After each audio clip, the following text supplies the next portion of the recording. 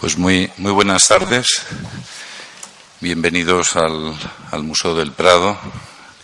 No saben cómo nos alegramos del interés que demuestran ustedes, ¿no?, al acudir a esta presentación del libro Maestros en la Sombra, que publica la Fundación de Amigos junto a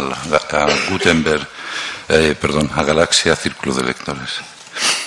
La verdad es que todo museo esconde una belleza oculta, es un tesoro por descubrir. Hace pocos días cerró sus puertas una exposición dedicada exactamente a esto, a la belleza que esconde el Prado. En ese caso eran las obras de pequeño formato de nuestra colección.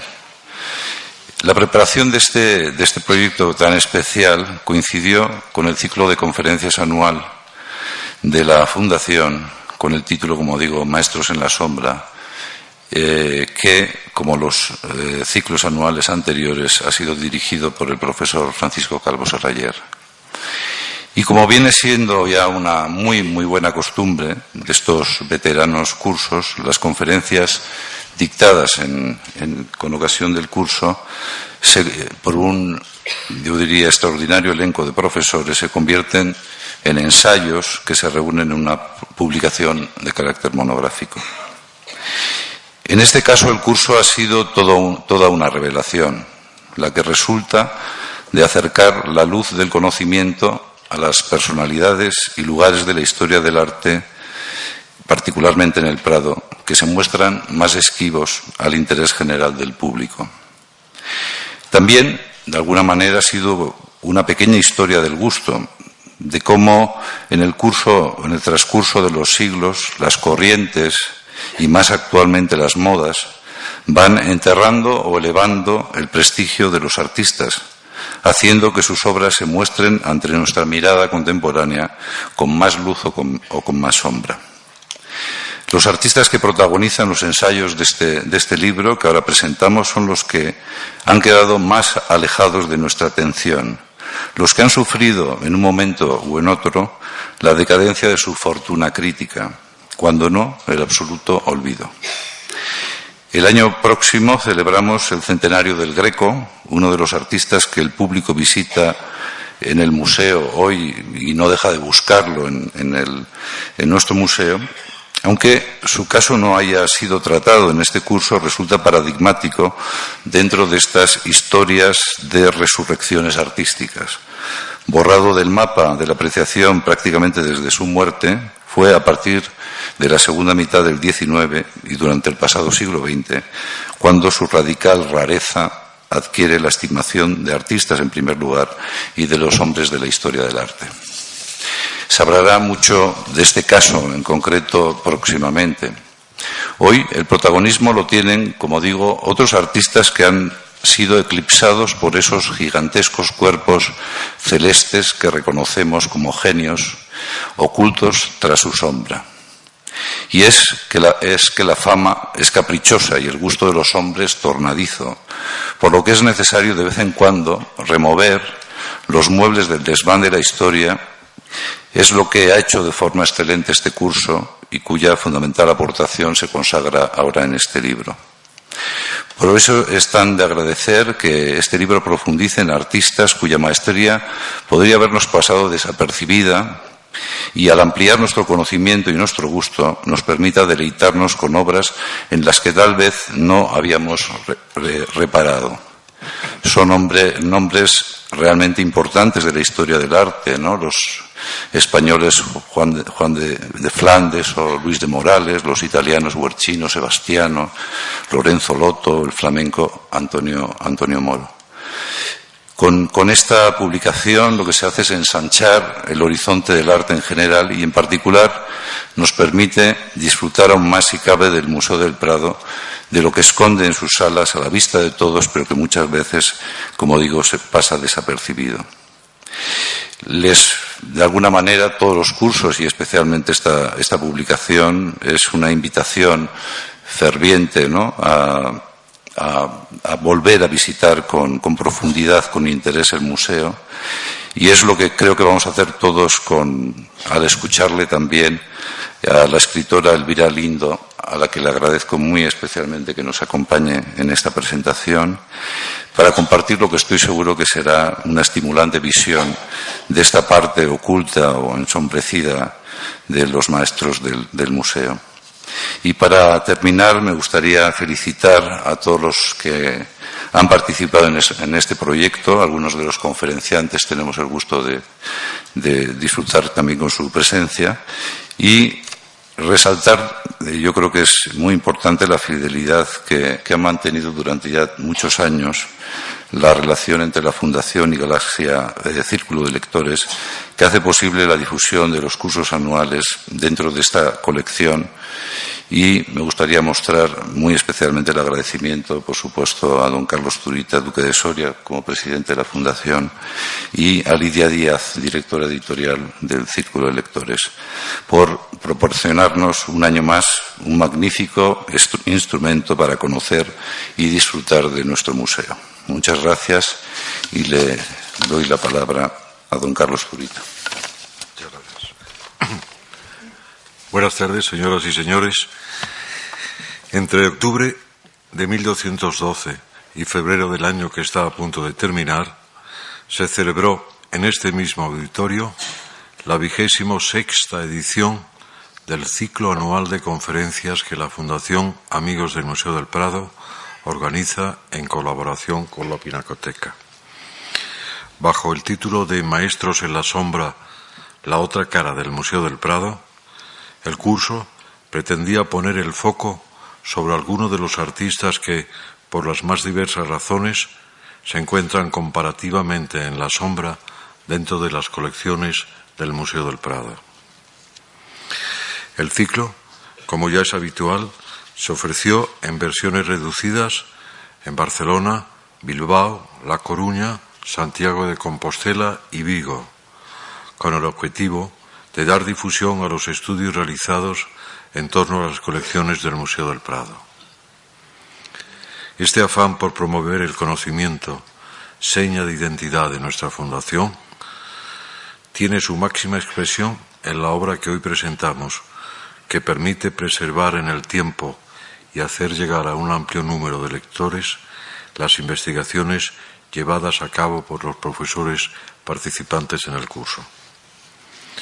Es, por tanto, para mí una gran satisfacción presentarles hoy este libro compuesto por 18 sugerentes ensayos que logran descubrirnos o mostrarnos con mayor detalle obras maestras de artistas que, pese a ser menos conocidos por el gran público, son merecedores de toda nuestra atención.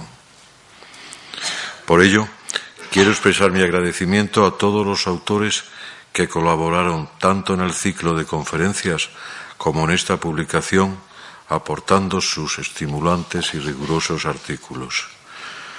Asimismo, ha sido de capital importancia el respaldo recibido por el patronato de la Fundación Amigos del Museo del Prado, dentro del cual cabe destacar la labor del director del curso, el profesor Francisco Calvo Serrayer. Del mismo modo, quisiera agradecer a la dirección del Museo del Prado y a su Real Patronato su generosa colaboración y apoyo, sin el cual no sería posible llevar a cabo ninguna de nuestras iniciativas. Quisiera también manifestar mi más sincero reconocimiento a Galaxia Gutenberg, Círculo de Lectores, en la persona de su directora editorial, doña Lidia Díaz, pues gracias a su equipo de profesionales y a su excelente trabajo, es posible ofrecer a los lectores un año más una edición de gran calidad. Sin su impecable labor, no hubiera sido posible formar y enriquecer esta ya amplia colección de libros. Y no me queda más que expresar mi más profundo reconocimiento a la escritora doña Elvira Lindo por acompañarnos hoy y compartir con todos nosotros su enriquecedor y sugerente punto de vista, estoy seguro, sobre estos maestros en la sombra. Finalmente, quisiera agradecerles a todos ustedes la asistencia a este acto y la calurosa acogida con que un año más los lectores reciben esta publicación. Sin su fidelidad y entusiasmo, todo este trabajo no solo no podría ser posible, sino que carecería de sentido. Gracias a ustedes podemos presentar hoy el 18º título de esta colección, que se ha convertido ya en un referente obligatorio para el conocimiento y disfrute del Museo del Prado. Muchísimas gracias.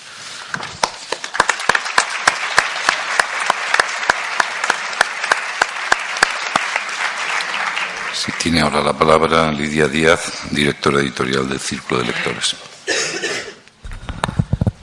Buenas tardes. Apreciado presidente, señor Carlos Zurita, estimado director, señor Miguel Zugaza, apreciada y admirada señora Elvira Lindo. Como directora editorial del Círculo de Lectores, es un honor participar en el acto de presentación de un nuevo volumen de esta colección. La sincera satisfacción que me causa estar hoy con todos ustedes tiene un doble origen. En momentos como el actual, en estos tiempos tan difíciles para muchos, es un gran privilegio y al tiempo un deber el ejercicio, el desarrollo y la difusión de la cultura. El loable trabajo que en circunstancias poco favorables, a veces adversas, desempeñan instituciones como la del Museo del Prado, tiene su justa recompensa en el éxito que a diario se hace evidencia en las concurridas salas de la Pinacoteca. La Fundación Amigos del Museo del Prado prolonga, con su trabajo de gestión de actividades y publicaciones, el estudio y la difusión del patrimonio del museo, y es precisamente el fruto de ese entusiasmo y la profesionalidad de los miembros que lo integran lo que hoy nos convoca en esta sala. Y si la celebración de esa excelente y constante tarea es un motivo de alegría, no lo es menos el honor de formar parte de este proyecto, de ser el compañero, a estas alturas, un viejo y conocido compañero de viaje en la aventura de publicar libros. Tras una intensa y extensa relación de más de 15 años, es un orgullo presentar un nuevo volumen, Maestros en la sombra, un encendido alegato, una reivindicación profesada por 18 especialistas de ámbitos y procedencias diversas sobre muchos de aquellos artistas orillados en el devenir de la historia del arte. Nombres y obras que el tiempo, la moda o el mero capricho sepultó. Hoy, como hace años, y si cabe aún con mayor alegría, es un placer participar de este silencioso y continuado empeño, el empeño de iluminar con la luz del conocimiento el arte que se aloja en estas salas. Una tarea siempre valiosa, pero que desarrollada en tiempos difíciles para la cultura, consigue brillar, como afirma Miguel Zugaza en el texto que presenta el volumen, como los fulgores más brillantes, aquellos que surgen de las sombras. Gracias.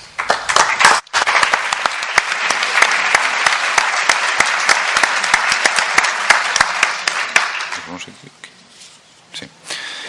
Bueno, pues nosotros nos vamos a retirar con el público y vamos a dejar a Elvira, no sé si te vas a sentir demasiado sola, pero con toda la luz iluminándote.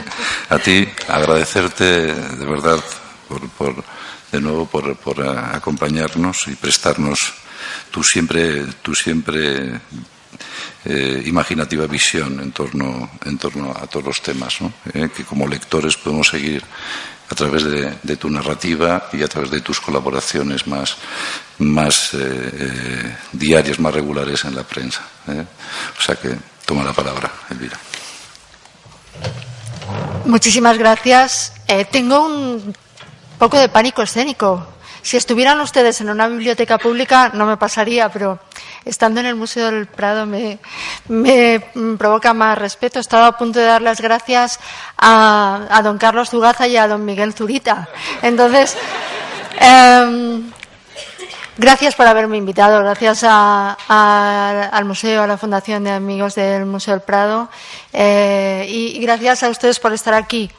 No, conmigo no van a aprender nada que no es, o sea, en el libro creo que hay suficiente erudición y es un libro que a mí me ha hecho pensar en otras cosas, aprender sobre los maestros de los que habla, esos maestros en la sombra, y pensar sobre otras cosas. Y me parecía, ahora le voy a contar porque luego leo, pero antes de entrar en la lectura, yo escribo de vez en cuando y cuando tengo humor unos libros sobre un personaje que se llama Manolito, el que se Carabanchel.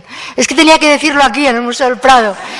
Y entonces, en el primero de esos libros aparece el Museo del Prado como los libros se han traducido a 20 y tantos idiomas, pues el Museo del Prado está en los colegios de muchos países del mundo, ¿no? Ahora mismo acaban de aterrizar en China, ¿no? Y hay una cosa graciosa con respecto al capítulo del Museo del Prado, y es que casi todos los países esos libros han tenido problemas de corrección política, porque aquí todavía el trato que tenemos con los niños es muy abierto, muy natural, pero en otros países no, y menos en lo que se refiere a la literatura infantil y juvenil. Entonces, estos libros están ilustrados. En el capítulo dedicado al Prado vienen los alumnos del colegio de Manolito, que es el Diego de Velázquez, y vienen al Prado y están delante de las Tres Gracias. Entonces, el dibujante, Emilio Urberuaga, puso a los tres personajes del colegio mirando el cuadro de las Tres Gracias. Él hizo una especie de collage y puso en blanco y negro, como eran las ilustraciones, las Tres Gracias. Bueno, pues en Estados Unidos quitaron ese cuadro y lo cambiaron por otro donde las mujeres no estaban desnudas. Bueno, dicho esto, que si no lo cuento reviento, creo que mi primera... yo tuve una revelación con la posteridad, ahora que vamos a hablar de la posteridad, hace años, cuando mi marido y yo éramos novios, empezamos a estar juntos, etcétera. Fuimos un día a la Galería Marlborough, porque él había hecho el texto de un catálogo para una exposición, y entonces estábamos tratando de comprar nuestra primera humilde obra de arte con lo que le iban a pagar del catálogo. Entonces resulta que se dio la triste circunstancia que en esos días murió Bacon, el pintor, y entonces la directora de la Galería Marlborough en ese momento, Maricruz Bilbao, me dijo: bueno, es que tenemos un problema porque está aquí el equipaje de Bacon y está el neceser, la bolsa de baño fuera de la maleta, pero no nos atrevemos a abrir la maleta para meter la bolsa de baño, nos da un poco de apuro, y yo dije, yo abro la maleta. Entonces pasé a un cuarto cerrado y entonces abrí la maleta del tristemente fallecido Bacon y metí la bolsa de baño, ¿no? Y la maleta era así, él venía mucho por aquí, venía muchos fines de semana, entonces era una maleta pequeña, y ahí vi la intimidad de esa persona, ¿no? No era la maleta no estaba ordenada como está ordenada una maleta cuando alguien se va de casa, sino cuando vuelve, que está mucho más desordenada, ¿no? Entonces estaban las camisetas y las zapatillas puestas ya, o sea, como el que mete las cosas para irse a casa, ¿no? Y pensé yo, pues, el otro día me acordé de esta anécdota cuando vi la subasta con ese precio. Yo no me acuerdo, pero vamos, no me fijé en el precio, pero cuando vi todo eso yo digo, ¿y qué tiene que ver esto con la vida de este señor y con esa maleta y con esas zapatillas, ¿no? Y era como si hubiera habido un buen pintor en ese momento en la galería, hubiera sido para que hiciera un cuadro sobre la maleta del pintor que acaba de morir. Ya digo que he aprendido muchas cosas con este libro, ¿no? Yo creo que la primera que he aprendido es que hay que educarse el gusto, pero para luego dejarse llevar por la intuición, porque teniendo en cuenta cómo han variado los gustos y los juicios sobre el arte a lo largo de los siglos, creo que es bueno entender lo que uno humildemente pueda sin ser experto de arte, para luego elegir lo que a uno le guste. Es decir, no el gusto en bruto, sino el gusto un poco educado, ¿no? Cuando vi la subasta, estos dos últimos cuadros, una de Bacon, otro no recuerdo, con esos precios tremendos estos días, pensaba, por ejemplo, a mí me gusta comprar cuadros, pero por supuesto tengo que amoldarme a mi economía, ¿no? Y desde hace tiempo buscamos cuadros caseros, cuadros de gente que ha pintado, que pintó un cuadro en el 19 para su propia casa. Y les aseguro que esa colección no pasará nunca a la historia, pero que contiene una ternura y un amor por las obras de los aficionados que yo creo que se aprecia luego vista en las paredes. Y luego, como yo no puedo aportarles erudición, es decir, que no sé más que ustedes, sí cierta perspicacia psicológica, en eso a lo mejor sea más que algunos de ustedes, pues voy a, en vez de hablar de lo que cuenta el libro, que está en el libro y muy bien contado, voy a hablar de lo que a mí me ha sugerido este libro. Mucho antes de que un sabio certificara que el arte es arte, antes de que otro erudito hiciera una división de cada una de las artes, antes de que una de esas obras de arte, de cualquier arte, música, pintura, escritura, tuviera la facultad de traspasar generaciones y cambiara de manos, de ojos y de oídos, mucho antes, una criatura de alrededor de 6 años descubría en su íntimo progreso del conocimiento del mundo que existe la posteridad. Ese momento se da cada vez que un niño llega a un momento crucial de maduración dolorosa. Por lo tanto, podemos hablar de un niño que representa a todos los niños que en el mundo ha habido. Ese niño era, por ejemplo, mi hijo, Miguel, cuando una noche, después de releerle yo el cuento que teníamos entre manos, me miró con unos ojos llenos de miedo y de tristeza verdadera y me preguntó qué pasaría cuando nuestro perro no estuviera, qué pasaría cuando Antonio no estuviera, cuando yo no estuviera, qué sería de nuestras cosas, de nuestra casa, de su cama, de sus muñecos, de su cartera, para quién sería su habitación, quiénes vendrían a sustituirnos, a disfrutar de nuestro techo y de nuestro calor de hogar. Obviamente no lo expresó así, es evidente, fue algo más claro, más tajante, más corto y más dolorido. Algo así como, ¿quién estará aquí cuando ya no estemos nosotros? Probablemente hacía días o semanas que él había estado madurando esa pregunta. Todos los niños la maduran durante un tiempo. Forma parte de su aprendizaje y de su psicología.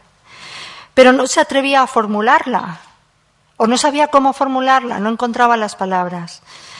Pero una vez que se desahogó, fueron muchas las noches de aquel año, ya digo, alrededor de los 6, los 7 años, en que tuve que consolarle. El consuelo era engañoso si se consideraba cuál era el destino de todos nosotros. La que casi no puede explicarse, la explicación que casi no puede explicarse a un niño, porque para nosotros es igual de implacable. No tenemos control no ya acerca de las cosas materiales que dejamos, sino sobre la consideración que sobre nosotros tendrá quien no nos haya conocido de primera mano, ni sobre el recuerdo que dejaremos en este mundo. Cuando uno asiste a la desesperación de un niño por saber si es cierto que todos los seres que le quieren y le protegen y todas las cosas que le abrigan están llamadas a extinguirse, incluso él mismo está llamado a extinguirse, la idea de la posteridad artística se vuelve algo banal. Algo así decía el escritor uruguayo Juan Carlos Onetti cuando le preguntaban por premios y posteridades. Él decía, no quiero reconocimientos, quiero que me devuelvan mi juventud. Es cierto, la posteridad propia, la de uno, no nos sirve para nada. Si acaso nos consuela la posteridad de otros. Aunque eso no quiere decir que personas a punto de extinguirse pierdan la vanidad, en absoluto. Dicen que la vejez aporta más experiencia, a veces no sirve la experiencia para nada. Al contrario, hay muchas personas que se aferran no ya a lo que les queda de vida, que sería lo normal, sino a fantasear con qué ocurrirá con su legado cuando ya no estén ellos entre los vivos. Por ejemplo, el hombre más supuestamente ajeno a los reconocimientos, el oscuro J. de Salinger, ha vuelto a sorprendernos después de muerto, habiendo dejado un calendario organizado de la publicación de todas sus obras, de sus obras inéditas. Y no es querer jugar a ser Dios, eso de decidir qué será de lo tuyo cuando ya nada importe. ¿Por qué no dejar a los otros la oportunidad de que se equivoquen? Siendo sinceros, siempre hay un momento en la vida de todo creador en el que el creador piensa qué ocurrirá con el fruto de un oficio que realmente solo tiene sentido cuando uno encuentra receptores, oyentes, lectores, espectadores. Una obra de arte que no tiene quien la mire o quien la juzgue está muerta. Pero como la mirada y el juicio son siempre caprichosos, si hay algo que se da constantemente en el arte, son las sorprendentes resurrecciones. Este libro habla de ellas, de las resurrecciones. Hay algo que me preguntaba cuando leía sobre la vida y obra de estos maestros, a veces ensombrecidos, como dice el título, a veces iluminados, como contiene el título también, por los vaivenes del juicio experto y del gusto popular.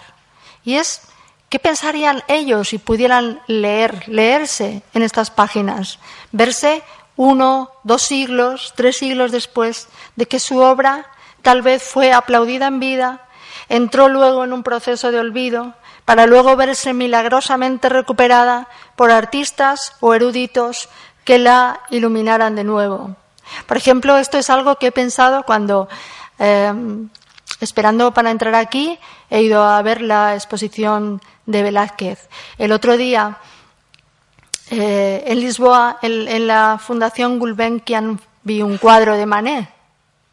Y es curioso porque, como soy un poco miope, me fui acercando al cuadro, de lejos me parecieron los ojos de un cuadro de Velázquez.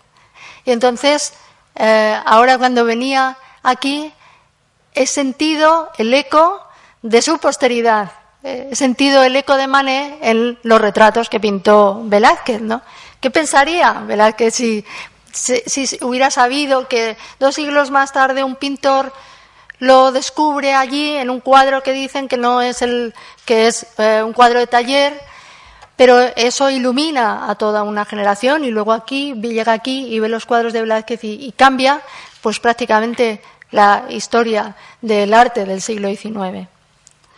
Puede que esos artistas fueran testigos de un declive insoportable en el reconocimiento de su obra. Digo insoportable porque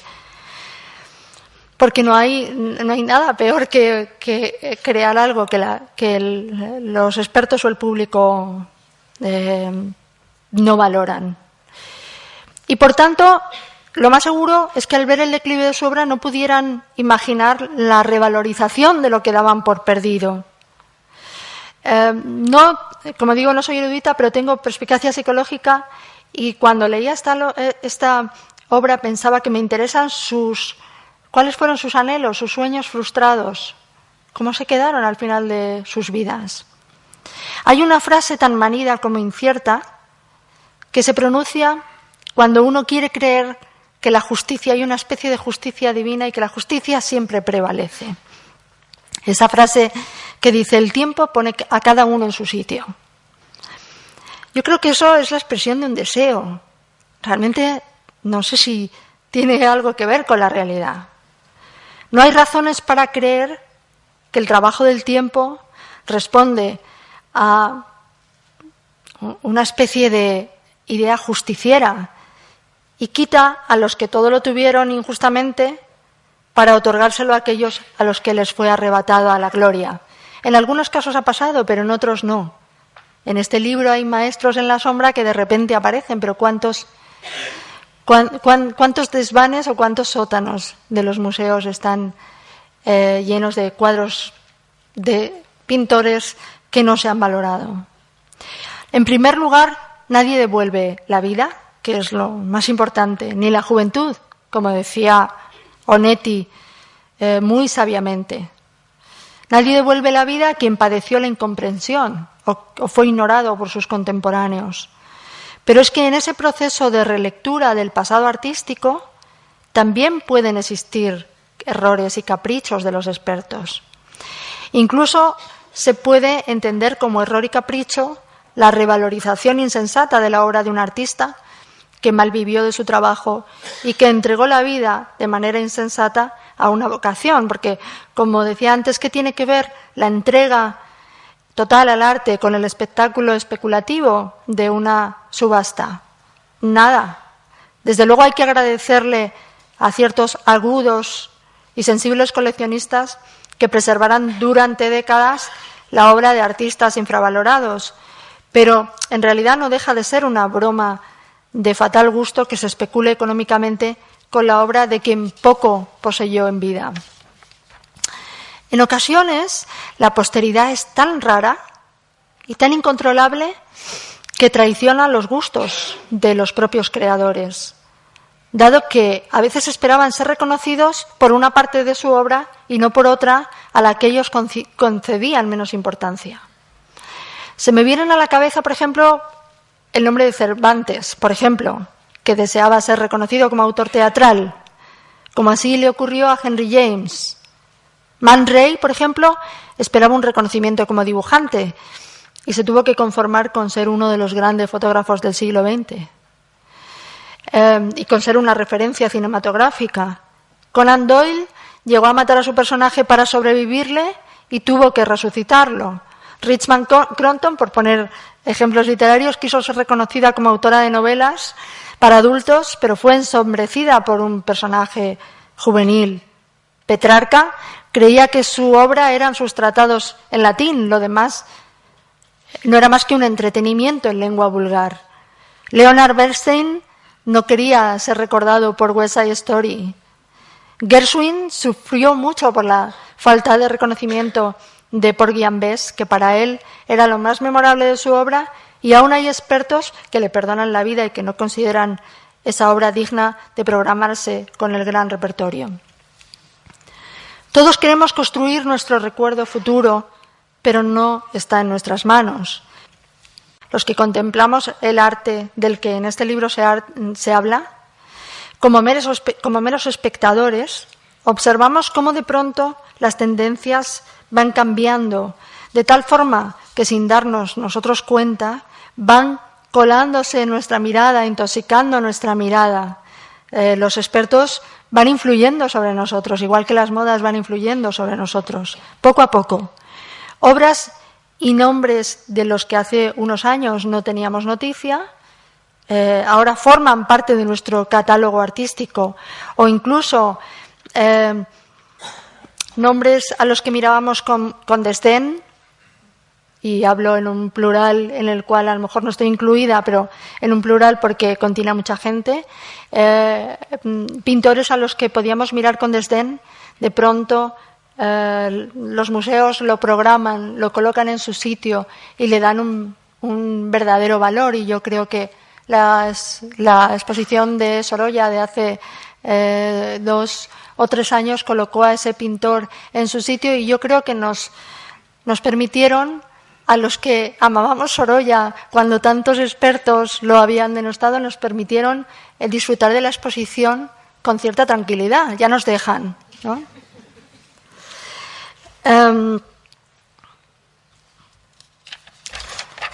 Aunque no seamos expertos en arte, percibimos los cambios a través, como decía, de la programación de nuestros museos.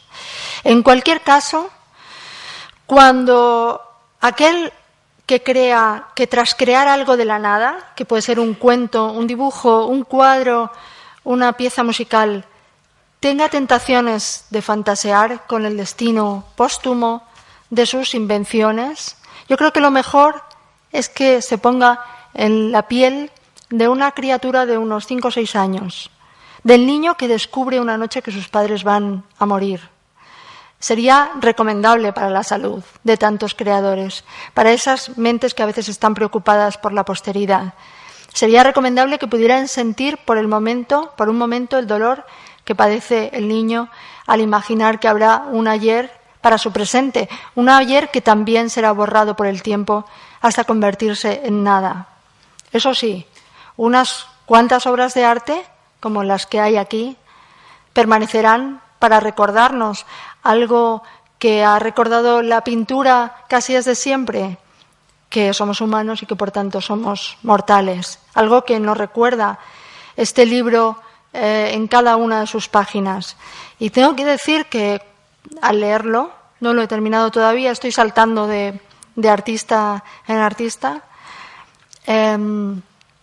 mi condición humana y tal vez de escritora más que de pintora me ha hecho sufrir por todos estos seres humanos.